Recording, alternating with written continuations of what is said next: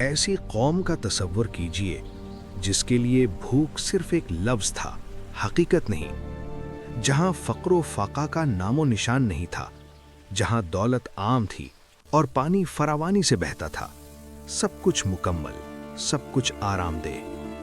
پھر ایک وقت آیا جب ایک معمولی سی چیز ان کے زوال کا سبب بنی۔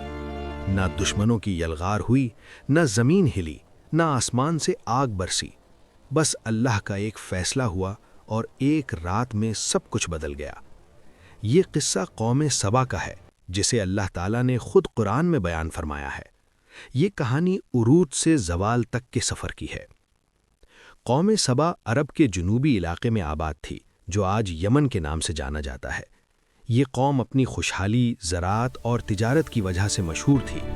ان کی زمین سرسبز تھی، موسم معتدل تھا اور بارش مناسب مقدار میں ہوتی تھی۔ ان کی ترقی کا سب سے بڑا سبب مارب کا عظیم بند تھا۔ اس بند کے ذریعے پانی ذخیرہ کیا جاتا اور پھر کھیتوں اور باغات تک پہنچایا جاتا۔ دونوں جانب پھیلے ہوئے باغات ان کی خوشحالی کی علامت تھے۔ مسافر وہاں سے گزرتا تو پھلوں کی کثرت دیکھ کر حیران رہ جاتا۔ قرآن میں آتا ہے کہ ان کے لیے ان کے مسکن میں ایک نشانی تھی، دائیں اور بائیں باغات، اور انہیں کہا گیا کہ اپنے رب کا رزق کھاؤ اور اس کا شکر ادا کرو۔ تمہارا شہر پاکیزہ ہے اور تمہارا رب بڑا بخشنے والا ہے۔ یہ نعمتیں محض انسانی محنت کا نتیجہ نہیں تھیں بلکہ اللہ کی عطا تھیں۔ شہر منظم تھے، تجارت مضبوط تھی، لوگ امن سے زندگی گزار رہے تھے۔ یہ ایک مثالی معاشرہ تھا۔ اسی قوم میں ایک دور ایسا بھی آیا جب ان کی حکمران ملکہ بلقیس تھی۔ وہ باوقار، ذہین اور مضبوط حکمران مانی جاتی تھی۔ اس کی سلطنت وسیع تھی اور اس کا تخت شاندار تھا۔ اس کا ذکر حضرت سلیمان علیہ السلام تک پہنچا۔ حضرت سلیمان علیہ السلام کو اللہ نے عظیم سلطنت عطا فرمائی تھی۔ انہوں نے بلقیس کو پیغام بھیجا کہ وہ اللہ وحدہ لا شریک پر ایمان لے آئے۔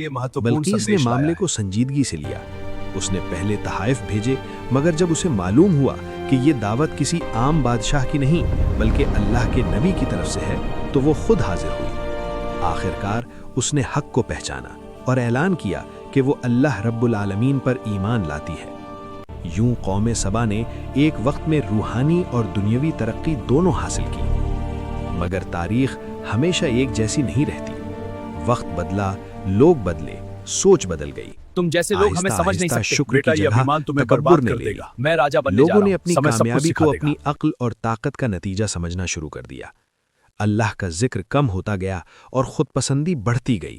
انہیں سمجھایا گیا کہ یہ سب نعمتیں اللہ کی طرف سے ہیں، مگر انہوں نے نصیحت کو نظر انداز کیا۔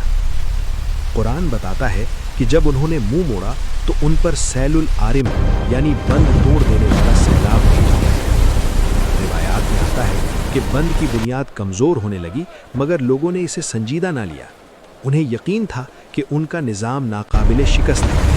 پھر ایک رات اچانک بند ٹوٹ گیا۔ پانی جو کبھی زندگی کا ذریعہ تھا، تباہی کا سبب بن گیا۔ کھیت، باغات، گھر اور بازار سب بہہ گئے۔ وہ سرزمین جو کبھی سرسبز تھی، ویران ہو گئی۔ قرآن کہتا ہے کہ ان کے باغات کی جگہ کانٹے ڈالے درخت اور کڑوے پھل اگائے۔ یہ سب کیوں ہوا؟ قرآن واضح کرتا ہے کہ یہ ناشکری کا انجام تھا۔ قوم سبا کو ان کی دولت نے نہیں، ان کے غرور نے تباہ کیا۔ امیری جرم نہیں تھی، مگر نعمت کو اپنا کمال سمجھنا اور رب کو بھول جانا اصل خطا تھی۔ یہ واقعہ صرف ماضی کی ایک کہانی نہیں بلکہ ہر دور کے انسان کے لیے سبق ہے۔ جب نعمت انسان کو شکر سے دور اور غرور کے قریب لے جائے تو وہ نعمت باقی نہیں رہتی۔